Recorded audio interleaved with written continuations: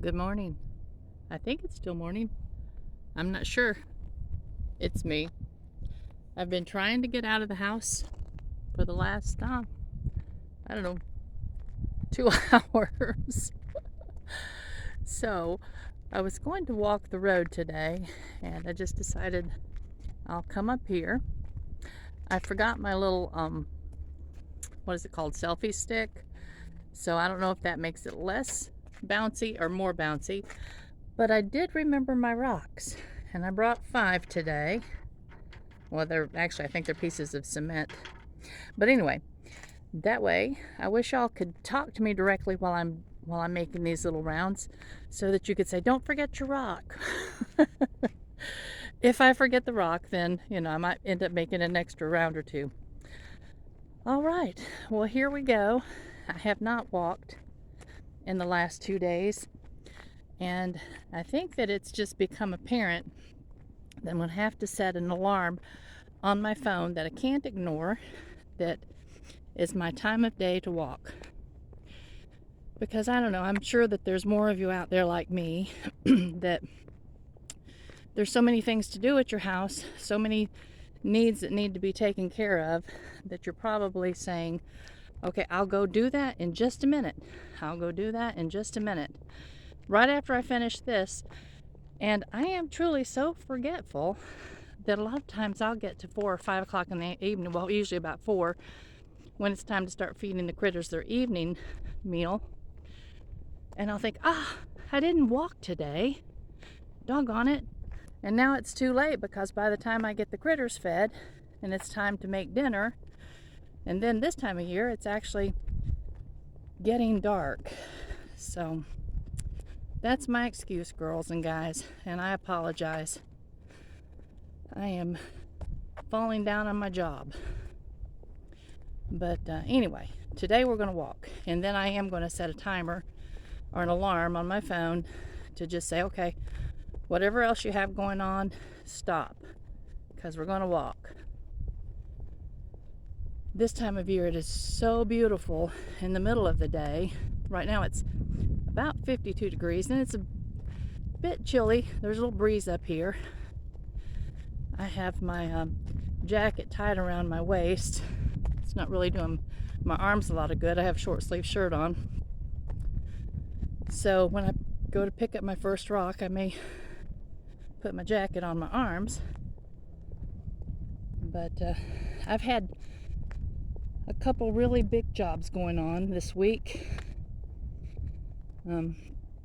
Aaron is in the process of building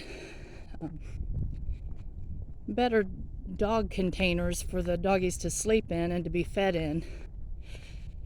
He has a couple that are food aggressive, so they have to be separated to feed. And then, of course, they're still puppies, part of them, so it's better for them to, if he's going to be gone for a while and it's rainy outside, they have a little enclosure they can go in and chew on a bone for a while instead of on his furniture. So we're trying to make some changes back there that will just help with the destruction of puppies, or the destruction that puppies cause, I should say. So anyway, there was 2 big closets back there, and if y'all have watched his videos where he's redoing that room back there, or taking it back to an earlier time in history, he took one of those closets out.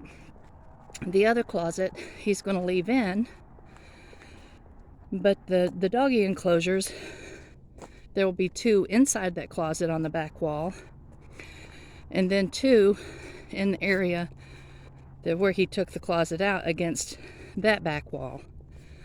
So I needed to move.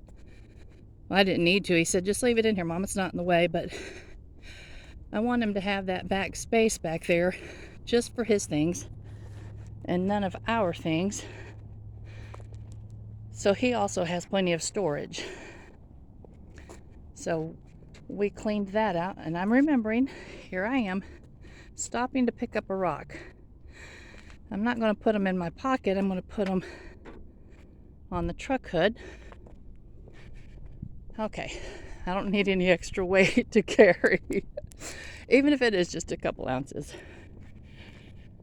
But anyway, so most of everything I had in that closet was just very, very interesting things, just things that belong to my mother-in-law. It's her keepsakes. There's a couple sets of china back there. There's boxes and boxes, huge boxes of photographs, photo albums. I found a shoebox full of 8mm home movies. And we've never watched them. I'm sure Hugh has watched them growing up. But I'd love to. And there's a projector in the screen. So I'm a bit hesitant about trying to watch them because I'm afraid that we'll break the film. It's so old. But I know that there's places where you can actually send them off and they will digitize them, or they'll put them on something where you can watch them on something more current, maybe a DVD player or something. I'd love to do that. I'm sure there's plenty of film of Hugh when he was little and his sister. Maybe some of his daddy playing his instruments. I don't think that the 8mm, I don't know, some of y'all can tell me this. I don't think the 8mm had sound. And they may have. If they did, that would be wonderful. But just lots of interesting things. The problem is, all those interesting things need a home where they're not going to ruin. The barn is, I call it my redneck storage. We have so much in there. Just keepsakes, even things that were Jared's.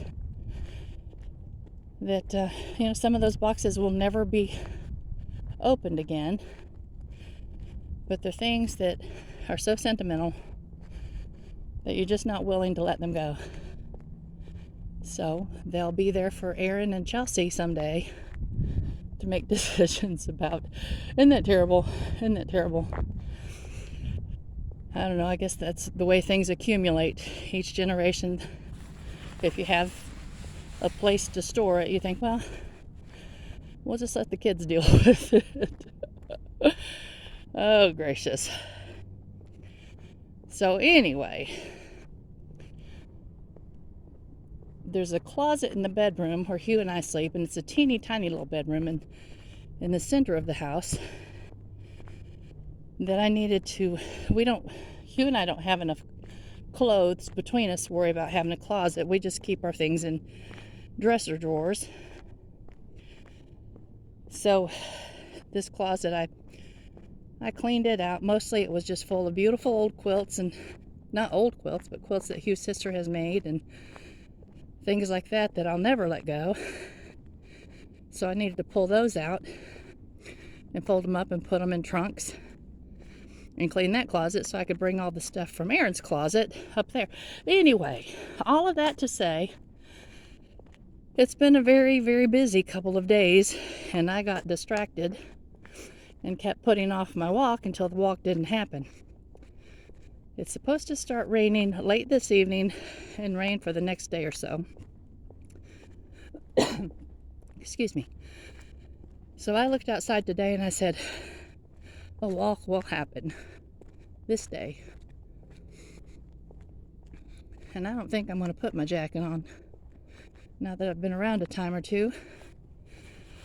I've warmed right up. So the jacket is going to go right there on the side of the truck, and I'll pick it up when I'm done. When I'm finished. Used to have a precious teacher that would say, turkeys get done, Patty. People get finished.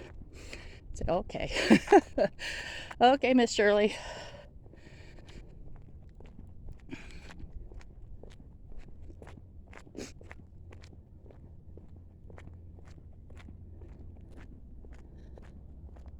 I hope your week is going well.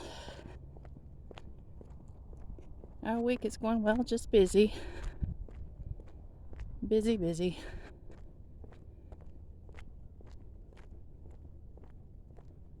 Days like this put me in the mood for spring. I still have all those little seed. I haven't started anymore or tried to germinate anymore. And I'm keeping them a little wetter because they're drying out so quickly on the heat mat. I hope I didn't ruin some of them.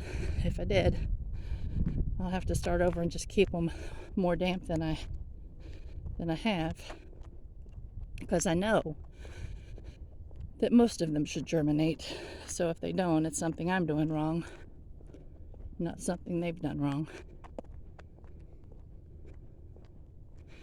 Chelsea and I will be going to Asheville within the next couple of days so that I can pick up the early spring seed, and get those started. Those need to be in their little soil blocks, so they'll be ready to put in the garden about the middle of March. And that will only be the very early seed for early spring flowers, and that's cut flowers, and early plants like cabbage, broccoli, and cauliflower. I think I'm going to wait until fall this year. I've never been really successful with those two vegetables, starting them in the spring. And I've done some reading that suggests in our zone that it's better, we're 6A, 6B, that it's better just to grow them in the fall. And the same thing with Brussels sprouts. I'd mentioned this the other day. Brussels sprouts actually will be sweeter if they get frosted on a couple of times. So it's a better idea to grow them late in the fall and let the little plants get frosted on while they're still standing in the garden. Twice is what I've read. And then cut them down, and if you have a storage area, apparently you can store them on the stalk. If you don't have a storage area, then you'll have to pop them off the stalk and bag them up, put them in your freezer. I don't know if I would parboil them first. Do any of y'all have any thoughts on that? Or if I would freeze them completely raw. I've never tried it either way, so if you have, let us know. Because there's no reason to reinvent the wheel, right?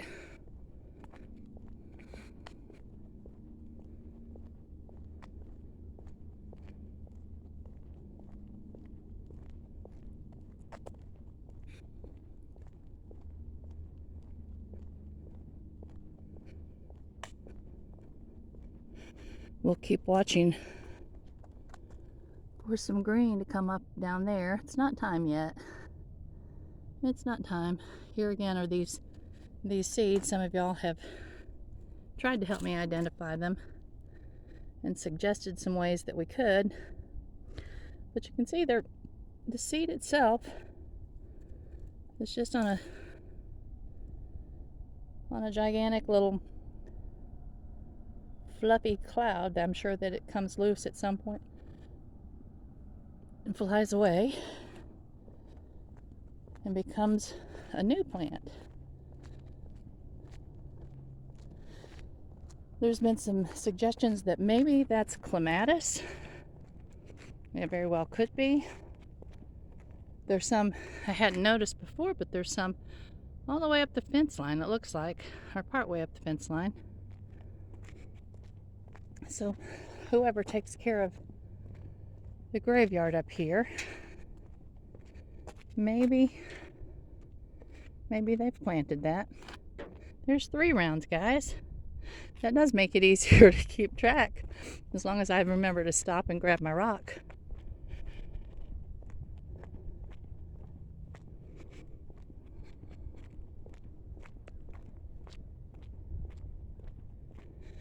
I would love it if you all will ask more questions, or if you don't mind me just mentioning thoughts that y'all are having. I would love to be able to come equipped with just more conversation than just about what's going on in my life. Because we're just a little boring over here. Upper Crabtree, not a lot happens. It's just a quiet little community. But this whole channel, I would love for it to be just about getting to know each other, sharing each other's issues, and those of you of faith that want to pray for one another, that's a good thing. And then I know that there's those of us who may want to just send hugs and love, and that's okay too. We all have ways that we can respond positively. I absolutely love this big old tree, guys. Well, and the one behind it too, and the one behind it. They're all very, very beautiful. Beautiful big old trees.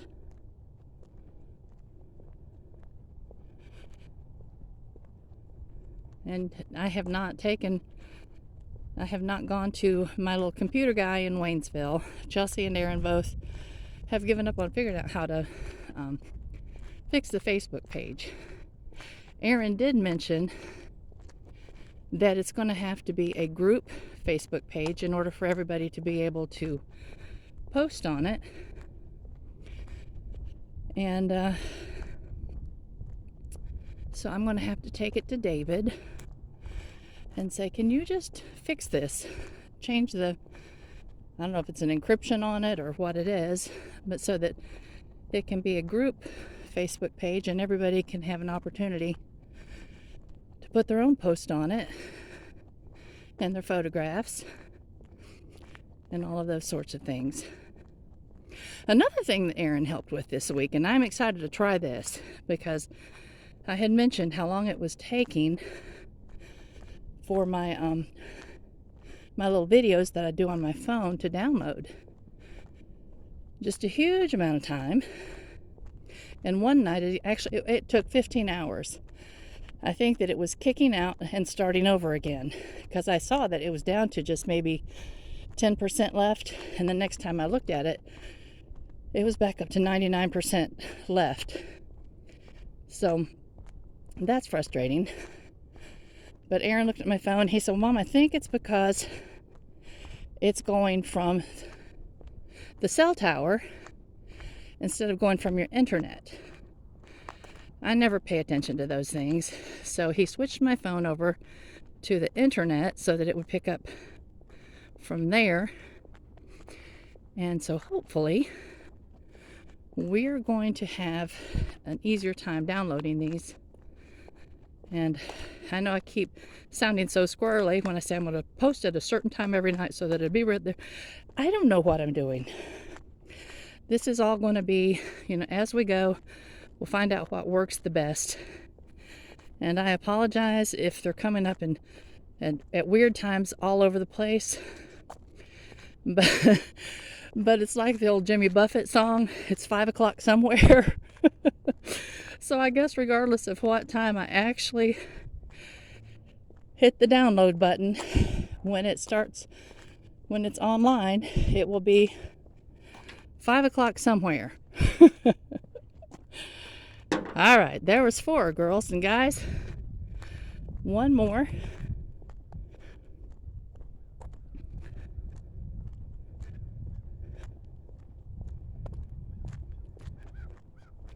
Some of y'all have mentioned siblings that are ill and in the hospital. And I just send out just love and hugs for y'all in that. Some of y'all that are prayers, please pray for them. I know I'm the youngest in my family. I'm 61. I'll be 62 in June. And I have my oldest sister, excuse me, is 75. And then there's 5 of us all together, so everybody else is in between there. But I know I love my siblings. Siblings are a trial and a blessing, both. And it hurts my heart when I hear that one of my siblings is dealing with issues of any kind, including health issues. And my sister, that's 11 years older than I am, she lives in Michigan. And I would appreciate all of you thinking about her, praying for her. She has a skin cancer under her eye that has to be removed. And apparently the little tentacles from it go significantly deep. So anyway, that's a concern for all of us, that she get that removed, and that whatever treatment that the surgeons choose to employ, that it will be successful. She is absolutely my hero. This sister has been there through all of the ups and downs of my life. And I mean, all of my siblings have. But my sister Teresa lived next door for part of my life. And I spent so much time over there when I was a kid. My brother-in-law would even say, "Teresa, we need to go to bed so Patty can go home." That was humorous. But I was too much of a silly kid to have gotten the suggestion there. I think I would pick up on a little bit better now. Oh, gracious. But I did spend a lot of my life with her and her family. Went on vacations with them. Just was it very, very involved in her life. And they were very, very involved in my life. And so it is my purpose and determined love to see her totally well and enjoying many, many years with her grands and her great-grands. So this is 5 times around, and I think I'm going to very quickly head down the mountain and head home and get back busy with these closets that need to finish getting put in their place.